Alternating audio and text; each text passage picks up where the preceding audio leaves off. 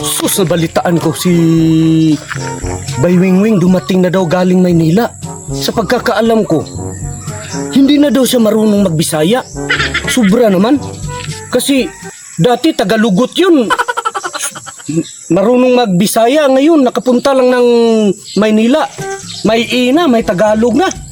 Kakaiba talaga to siya, Baywing. Pupuntahan ko siya kasi yung pinabili ko siya na tape ng yung 1990s na tape na pang disco, pag uso ng disco. Kasi maganda yung pakinggan at maganda yun sa disco ba. Puntahan ko siya kasi baka nabili na niya yun.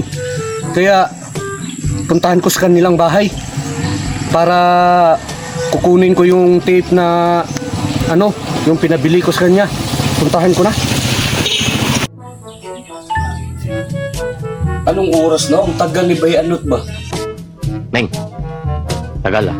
Kanina pa. Kaya nga ang tagal eh. Kanina pa. Kaya nga ang tagal eh. Kanina ka pa eh, ha? Kanina ka pa.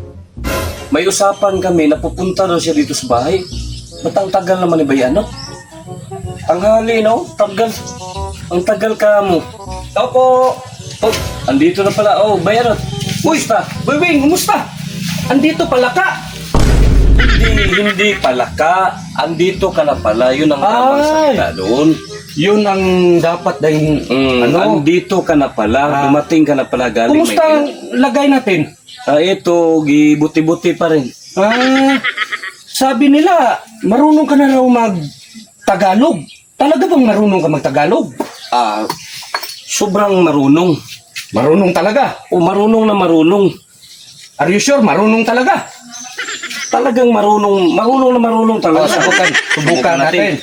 Yung amigas, ano sa Tagalog? Yung gumagapang, yung amigas. Ano sa Tagalog? Ang tawag? Yung amigas na gumagapang. Oh, anong tawag? Yun ang tinatawag nilang langgam sa Tagalog. Langgam? O langgam, gumagapang. Yung langgam sa Bisaya ano? Ang langgam sa Bisaya, lumilipad na. Nasa himpapawid na lumilipad. Talagang marunong na nga. Grabe, no? Yun. Yung yung nanilhig sa Tagalog, nanilhig. Ang Tagalog niyan, nagwawalis. Nagwawalis? Oh, nagwawalis. Nagwalis. Yung sa Bisaya, yung nagwalis. Kumbaga, kung ang ibig sabihin sa Bisaya na kanang nagwalis.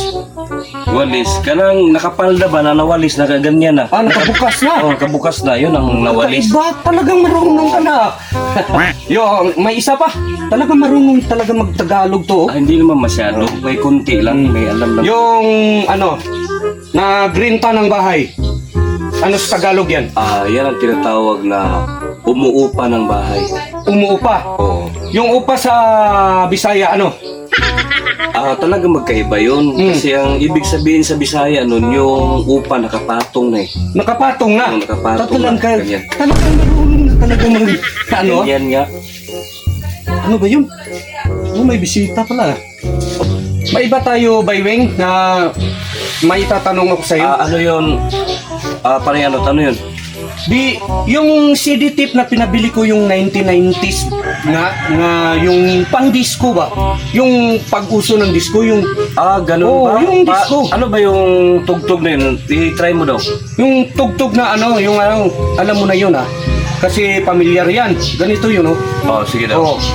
Ding ding ding ding ding ding ding ding ding ding ding ice baby ding ding ding ding ganun ba? Yun nga tape nga parang pamilyar sa akin yan sikat yung disco na yan nung 1990s kapanahunan la kaya nga yung pakiulit ito ding ding ding ding ding ang ding ding ding ding ding ice baby ding ding wala stuck ding ding ding ding ding ding ding ding ding ding ice baby wala stuck wala yung stock ba yan? Wala, naubusan na doon na stock. Wala pa yung stock. Wala na. Pagpunta ko doon, hindi ako nakabili. Wala pa lang stock. Wala lang stock. Sayaw ng sayaw ako. Kaya wala daw stock. Sorry.